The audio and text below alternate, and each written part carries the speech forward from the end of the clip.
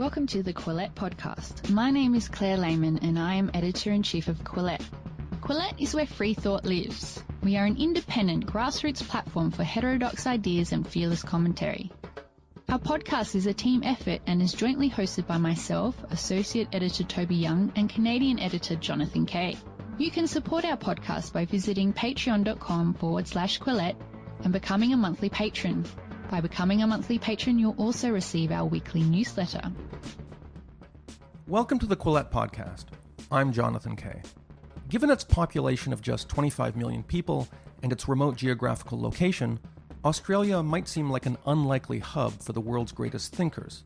But in recent years, the country has produced a vibrant intellectual commons, thanks not only to Quillette, which is based in Sydney, but also the city's popular Festival of Dangerous Ideas, and Think Inc., a leading intellectual touring company founded and run by entrepreneur and film producer Suzi Jamil, which brings the world's leading minds to Australia and New Zealand to spread knowledge on science, politics, race, religion, and social equality. Speakers including Sam Harris, Jane Goodall, Richard Dawkins, and Neil deGrasse Tyson.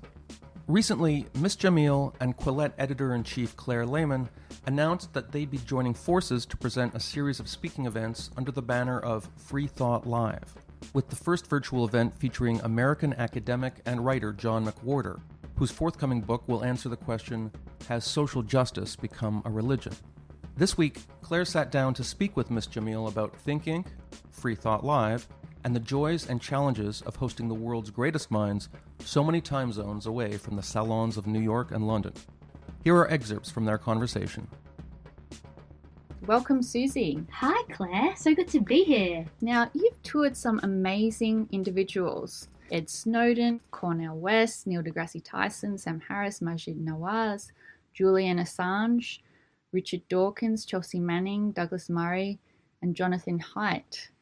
How have you managed to secure all of this talent to tour in Australia, of all places? That list brings back so many good memories. Securing talent is not always the most difficult part because we have a great track record, which I'm so proud of, and people have instilled their faith in me. So securing them is only difficult when they're the types of people that, might not find it as valuable to speak to masses of people and who have maybe too much money for you to offer them that as a temptation, Sure. I imagine it costs quite a lot to get people out to Australia if you include airfares, accommodation. There must be some very large upfront fees. Yeah, that's one of the biggest challenges. And a lot of people think that I'm absolutely mad for doing what I do because it's such a high-risk business. So, without getting into the nitty-gritty, essentially paying all the upfront fees and then taking the punt that we're going to sell enough tickets to be able to recoup that amount of money is very challenging. Following that is paying for venues, which is incredibly expensive, but the risk often will pay off if you do your job well and if you promote well enough. But oh boy, it's not always easy and you're not always going to win. I think of my tours just like a Drake tour or any hip hop artist, except I'm touring intellectuals. So, it's very much modeled on that in the regards to the way that I market. So my target demographic is 16 to 35-year-olds.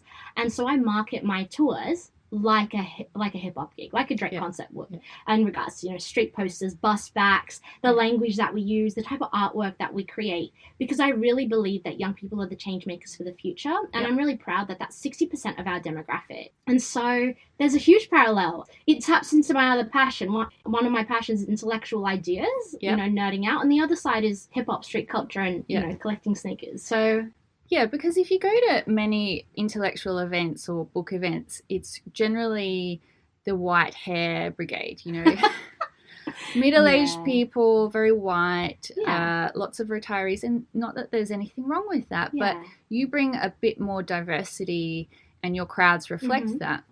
Yeah, absolutely. The company is run by someone who's of Middle Eastern Mediterranean heritage, and so I try and infuse that into what I do. But I like to bring a diverse crowd, a young crowd, because ultimately that's a reflection of Australia, and I'm really proud of that. You've toured a few speakers who have religion as one of their main topics, like Richard Dawkins, Sam Harris, and you produced the film Islam and the Future of Tolerance. How did you get interested in Islam? my background, my mom is Christian and my dad's family is actually Muslim. And so I was raised in this world in between where I was kind of pulled and pushed in between both. And I ended up an atheist. I'm quite proud of that. But religion has always been something that I've been very interested about, something that even through school I would nerd out and just read about for hours and hours as I was growing up. And I wrote a couple of major works on it just because I was so interested in it. Also empowering people that live their lives with religion in a moderate way, really the empowerment of that, because ultimately what I want to be able to do is platform conversations that might be difficult to have with people that you disagree with. And I think a good way to do that is by providing environments where it's safe to have those conversations and equipping people with the right type of dialogue and discourse for them to go out and have these conversations. And so it's not about really this empowerment of religion, it's about empowerment of people living their lives in the way that they want to, but sometimes highlighting that religion might not be for everyone and might not always be the path forward. And that's probably stemming from some of my personal views. There's a trend or a theme in your events, and that is of conversation and moderation. I became aware of the work that you did when Douglas Murray was out in Australia and he was touring with Dr. Cornel West. Now, Dr. Cornel West is a socialist, or being well on the left politically, and obviously Douglas Murray is a conservative. But you brought these two men together and you hosted a tour where they found common values, their shared interests, and things that they have in common. And that's, I mean, if you think about that, that's incredibly rare in this day and age where things have become so hyper-politicized and partisan, to actually bring people together of different political backgrounds. What did you learn from hosting that event? Yeah, that event was called Polarized. And the reason I chose those two men to be involved in the tour is I'd met them both. I toured Dr. West in 2015 and I met Douglas a couple of times.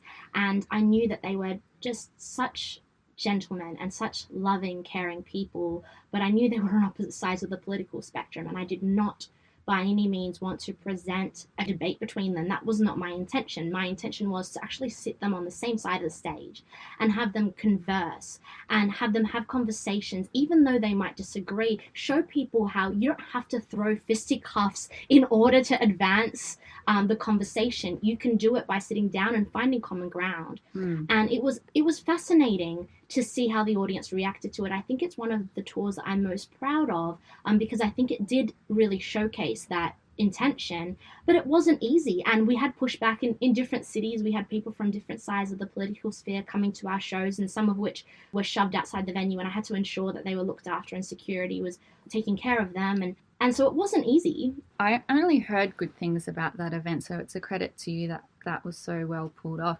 But talking about controversies that your shows have triggered, I was reading yesterday that in one of your shows, the federal police had to show up because there was some kind of terrorist threat. Was that the show with Majid Nawaz? Yeah, that's right. So, of course, a priority for me at all my shows is the safety and security of my team and the venue staff and all of the patrons and, of course, the talent.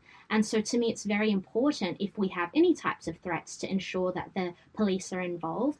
And when I chose to tour Sam Harris, we chose to bring Majid Nawaz along, who was an absolute treat because they'd just written the book together, the book Islam and the Future of Tolerance, of which my film is based. Before they came to Australia, we had a couple of threats against Majid's life, which was very frightening. And so we ensured that we had the police come through, we had the bomb dogs come through, make sure that they went through the venue, making sure that everything was safe. We held the event at the Enmore Theatre. We held one of the events with Majid at the Enmore Theatre in Sydney. And we had all of Newtown Police Force out the front, essentially escorting us in and out of the venue to ensure his safety. And so it's not always easy business, but when you're talking big ideas, people oftentimes might not agree with what you have to say or ideas that you're presenting. But like I mentioned, we have to do what we have to do in order to progress the conversation. Have you had any other big controversies? I toured Edward Snowden, Julian Assange, Chelsea Manning. I'm pretty sure that all my phone lines are tapped. It's not always, it doesn't have to be the case that all the ideas that someone has, I have to agree with. It's about platforming them. We had a lot of controversy around the tour that we were going to run with Ayaan Hirsi Ali, per se. There was a lot of petitions put out to ensure she didn't make it into Australia. There was people calling the venues, threatening that they were going to protest. The police already had recorded protests. So there was a lot of controversy around that. And that ended up pushing it over the line, and security announcing that she wouldn't tour because of that, which was incredibly disappointing because she's a hero of mine and I think that she should be someone that is provided a platform. But in that instance, we couldn't do it. So I really hope Ayaan does, when she feels comfortable, come back to Australia, because she's a voice that needs to be heard. And who was protesting her? A lot of Islamic groups, Okay, mostly, which was a bit disappointing to me because I'm really open-minded when it comes to a range of different ideas, and it would have been ideal if me and them had the conversation. Sure. And we could discuss what we could do to work collaboratively, or we could have provided opportunities for them to converse with Ayaan. But unfortunately, it didn't work out in that way. And I encourage people, if there is a tour that I'm running, or if there are controversial ideas that I put out there, talk to me about it, because I'm really up to hearing about it and discussing it with you, and I'm very open-minded, so really up for that. And you're sort of a rare breed in this day and age, in that you're willing to platform people who you don't necessarily agree with 100%. What do you make of this trend that we particularly see in the United States, for example, where people can't be on stage with someone they don't agree with? Yeah, I think that's hilarious. I mean, such high regard for you, Claire, but there's lots of that we don't agree on. And that doesn't mean that we can't go have lunch and sit and have this podcast and talk ideas, because your objections and your thoughts inform me and progress my ideas. And so that's the only way that we're going to be able to make a change. By only being presented with people that you agree with, you create an echo chamber. And this ultimately leads to us not hearing the other side, which ultimately leads to the election of someone like Donald Trump. So we have to be really careful and thoughtful about this. Yeah, dialogue is important. Now, the most recent boycott or controversy you've had was Peter Singer. Tell us about what happened there. Yeah. I was really, really surprised that Peter Singer was so controversial to some people. Peter Singer is someone that I've admired for a very, very long time because of the way that his mind works and the way that he justifies his thinking. And he is one of the world's most renowned philosophers. And so when the venue in New Zealand sent me an email announcing that they were no longer going to give him the platform of using their venue, I was shocked. That venue was actually a casino, and I was like, it's a little funny where we draw our standards, isn't it? Yeah. But I was so pleased to see so many other venues reaching out and saying, Suzi, really happy to back you, really happy to host Peter here.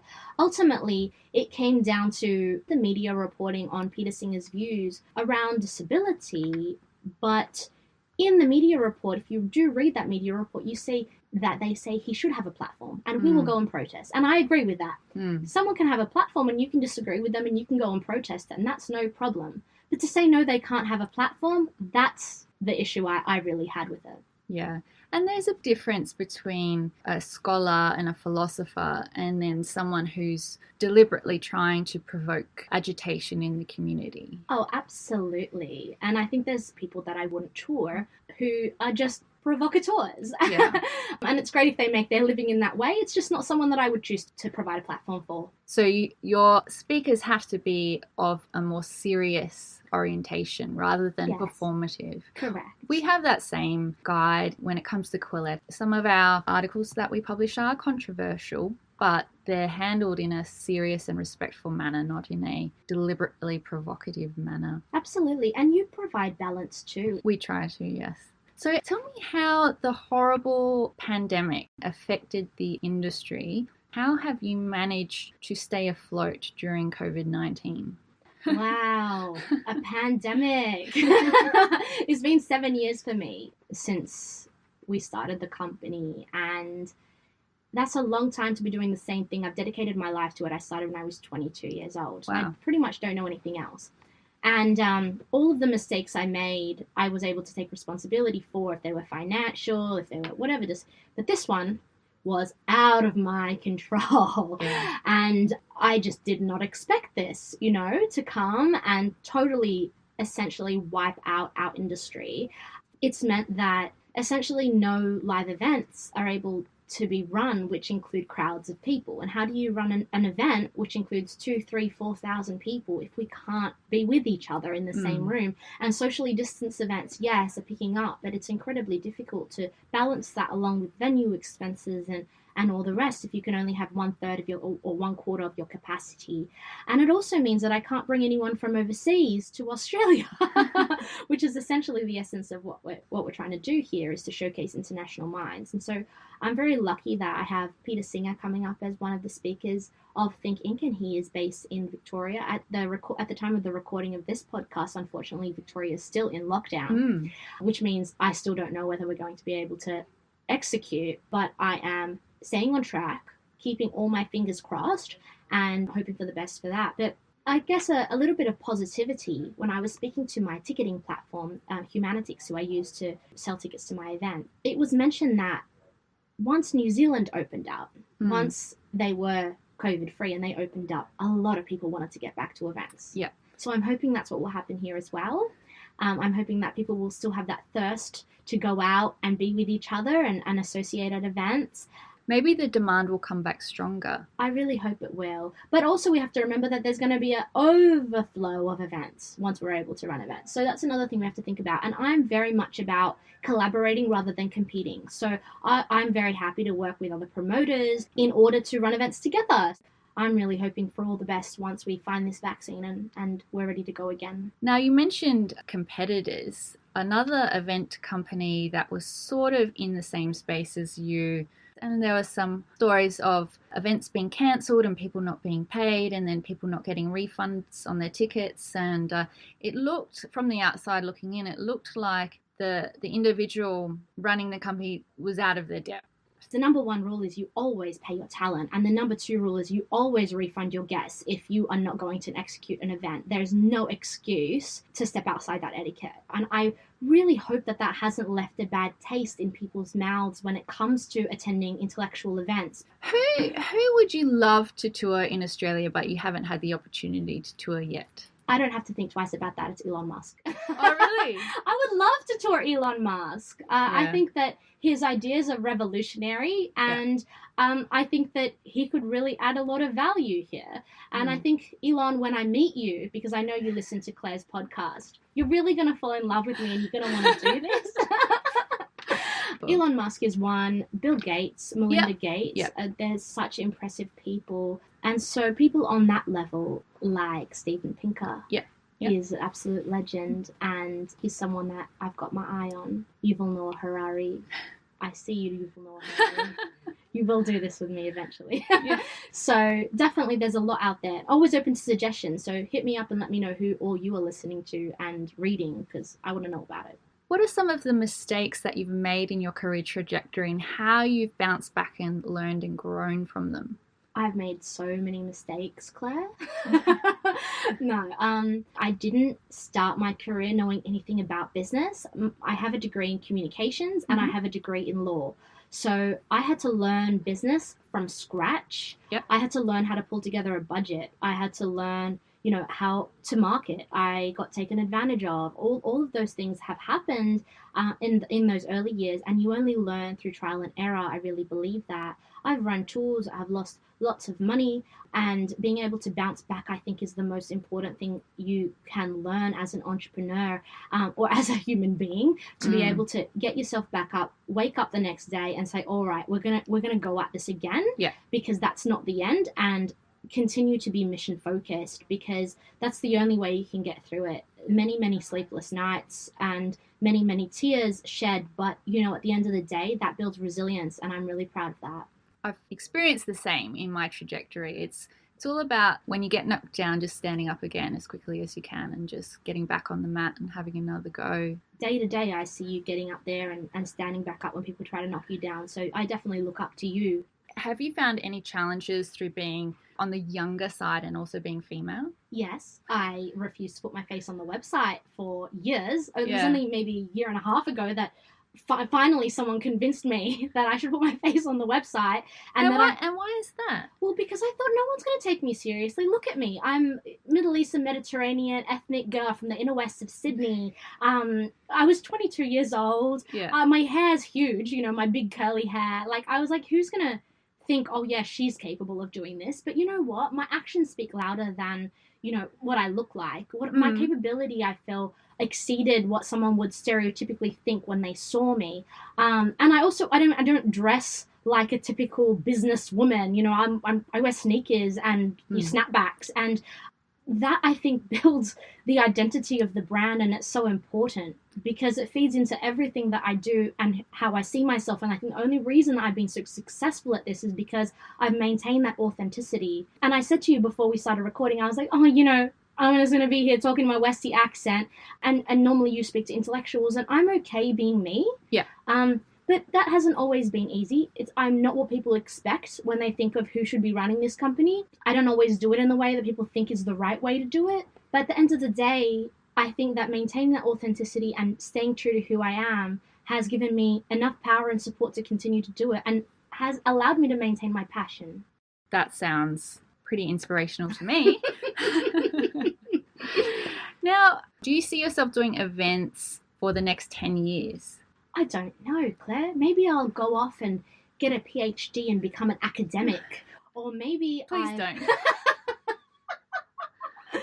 Or maybe I'll get married and become a housewife. I don't know. And none of those options, I think, are bad options. I think even if I stay in the industry, it will be great. But to be honest with you, one thing that I'm really seriously focused on is growing and building in the shorter term. I mean, within the next 10 years, I guess to me is shorter term. I'm 29, so, you know, before I turn 40, it would be great to grow the business out because there is a big market there. And whether that's growth just within Australia, whether that's growing our team, being able to run more tours per year, whether that's collaboration with larger promoter or what that might be, I don't exactly know yet. But I'm really up for that conversation at the moment. And I love the idea of potentially accepting some investment to grow and expand. Have you not accepted any investment yet? So you've been doing this for 7 years, completely bootstrapping. That's incredible. So now might be the time, because I think that might be a way for us to grow and expand. What's your email, Suzi? My email is Suzi, SUZI, @thinkinc, that's THINKINC.org.au. As we wrap up, it's worth mentioning that Suzi and I are collaborating on a live event series called Free Thought Live. Can you tell us a bit about that, Suzi? Absolutely. I'm so excited to be co-presenting this with Quillette, because I think that I can't believe it's taken us so long to do this. It's so exciting, and the response from it has been remarkable. I'm really proud of that. To register for the shows, this is for free, and you can also buy a ticket to meet the talent as well in a private salon session. And afterwards, we're going to have an after party where people can come together and talk about what they saw. It's like, you know, going to the pub after you go to see a show at the theatre and just talk ideas. So I'm excited about the format. I'm thrilled that our brands are collaborating and that we're able to support the Quillette brand. And I'm just really excited to see everyone there. We're going to have such a great show. So the first speaker is John McWhorter, and we're keeping the other speakers under wraps for now, but we've got some really exciting, original, amazing thinkers coming up. And Suzi's developed this model where people can join Zoom chat rooms together and on different topics and discuss like you would at the pub. We really want to recreate the kind of social connections that have been decimated by the pandemic and give people a bit of edutainment. Absolutely. Who better to do it? If not us, then who, Claire? Yeah. If you look at it from the outside looking in, two Australian women exporting ideas and intellectual events is an interesting phenomenon, unusual. Well, thank you so much for joining me today, Suzi. And Suzi's website is suzijamil.com, and the Think Inc. website is thinkinc.org. And to get involved with upcoming events, go to thinkinc.org and register. And the next event series that's coming up is in collaboration with Quillette. So if you haven't already registered for that one, head over to the Think Inc. website. It is a free event, and the first speaker is John McWhorter, and we're really excited about platforming him and giving him an opportunity to speak to our readers. Thank you so much for joining us, Suzi. It's been a pleasure to chat with you. Thank you so much, Claire. If you would like to support Quillette, please consider becoming a patron. Head to our Patreon page. That's patreon.com/Quillette. If you haven't already, follow us on social media. We're on Twitter, Facebook, and Instagram. Do you like what you're hearing? Perhaps you would like to read more about the issues in today's discussion. Head to Quillette.com where you will find more content.